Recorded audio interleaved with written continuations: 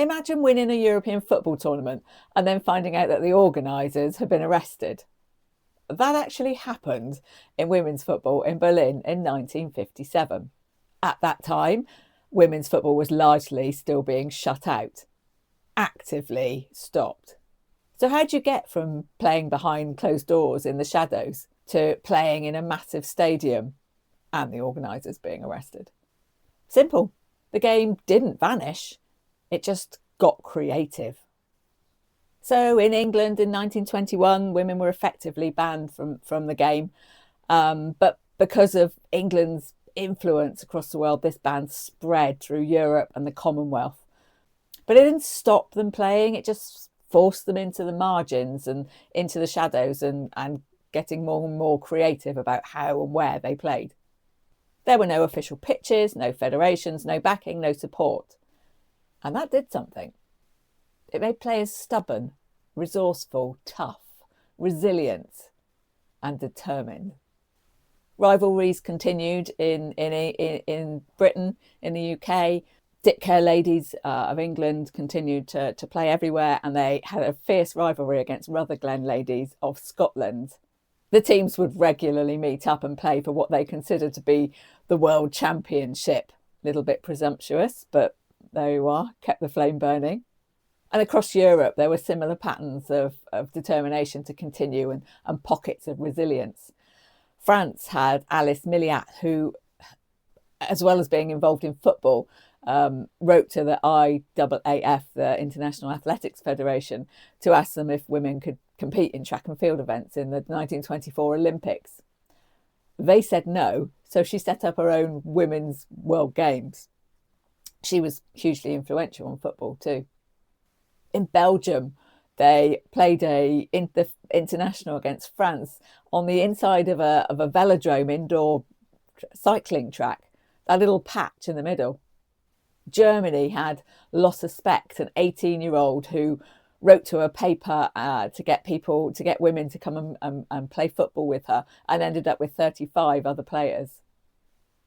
And in Norway, although women's football was considered an attraction and entertainment, there was a match played with the world famous figure skater Sonja Henie in a tournament, which was, the final was decided not on goals because it ended 0-0, but on style points, much like figure skating.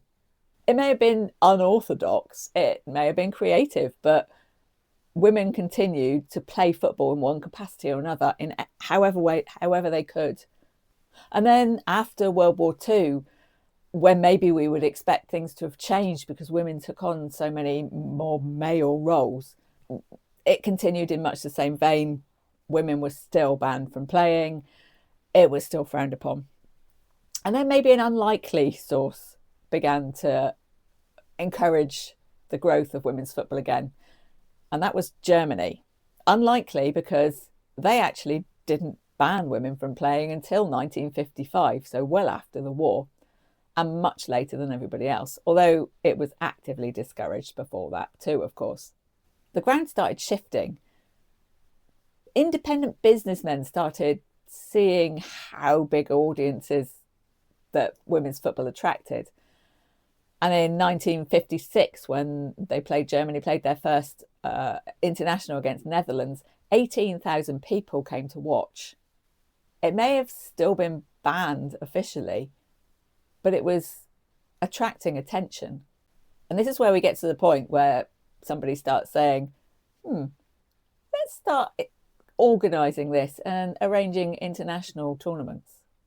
In 1957 in Germany, in Nuremberg, the International Ladies Football Association formed from Germany, Austria, England and the Netherlands national teams.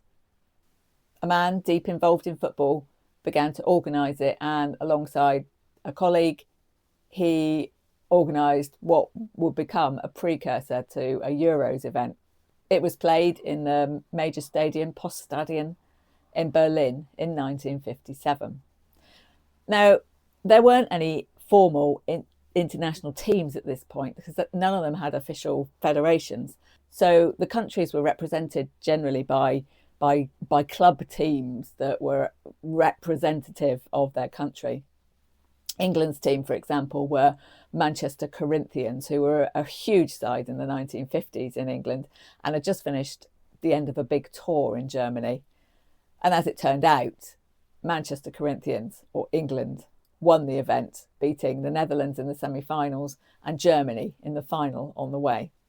It was kind of a success. It was a success for England and for football and the idea of organising a tournament, but that isn't the end of the story.